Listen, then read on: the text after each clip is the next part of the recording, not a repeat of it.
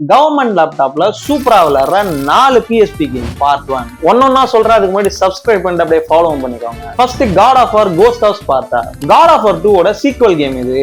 Game play லைட்டா God of War 2 feel தரும். ரெண்டாவது game God of War Chains of Olympus. PSP ல வந்த first God of War game இது. Game play, story, graphics எல்லாமே நல்லா இருக்கும். ஆனா என்னன்னா ரொம்பவே சின்ன கேம். மூணாவது டான்டி இன்ஃபெர்னோ. PSP கேம்லயே ரொம்ப அண்டர்ரேட்டடான நல்ல கேம் இது. PSP கேம்ஸ்லயே பெஸ்ட் கிராபிக்ஸ் கேம் இது.